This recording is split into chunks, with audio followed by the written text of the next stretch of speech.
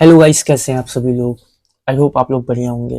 देखो दोस्तों, आज मैं बात कर रहा हूँ कि आप लोग अगर स्टॉक मार्केट में ट्रेडिंग करना चाहते हो तो उसके लिए आपको क्या करना चाहिए। सबसे पहले मैं आपको बात बता रहा हूँ, आप लोगों को देखो एक इंडेक्स डिसाइड करना होगा। एक इंडेक्स पे काम करो, जैसे कि चाहे आप निफ्टी 50 हो, सेंसेक्स हो, बैंक निफ्टी हो, फिन निफ्टी हो, जो भी है आप एक इंडेक्स को फॉलो करो, एक इंडेक्स पे काम करो।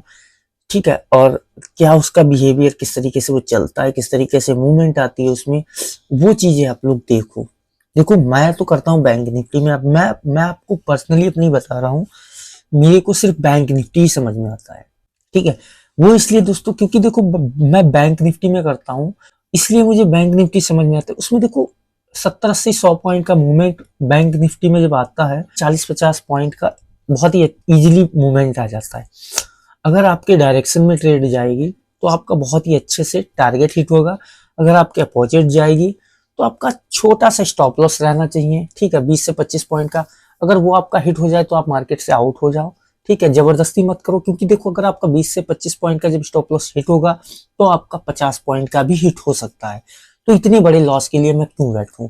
मैं 20 से 25 पॉइंट का स्टॉप लॉस लेकर अपनी दूसरी ट्रेड प्लान करूंगा। भाई देखो, अगर आप बड़ा स्टॉप लॉस लेंगे, आप उस ट्रेड में बैठे रहेंगे। ठीक है।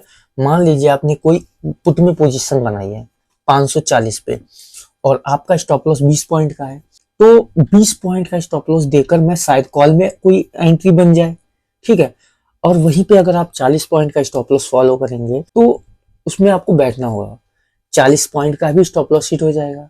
फिर तो आपकी जो कॉल में अगर मूवमेंट आ रही होगी, वो तो उधर से भी आपकी मूवमेंट चली जाएगी, तो मिस कर दोगे उसको भी, कॉल में भी। तो इसीलिए ये चीजें मैंने सोची, क्योंकि मैंने ये ऑब्जर्व किया है, ये मैंने देखा है। छोटा सा स्टॉप लॉस फॉलो करो।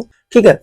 उस पे अपना प्रैक्टिस करो। ठीक है। स्टॉप लॉस अगर आपका हिट हो जाता है, वेट करो, हो सके आपका उसी पुट में आपकी फिर से पोजीशन बन जाए। मान लो स्टॉप लॉस हिट होके वापस से रिवर्स होकर फिर अपना हाई ब्रेक करने लगे, तो आप फिर पुट में एंट्री प्लान कर लो। या हो सकता है कि और पुट लॉस में जाती रहे, आपका स्टॉप लॉस हिट होने के बाद और लॉस में जाए, नहीं डाउन जाए मतलब।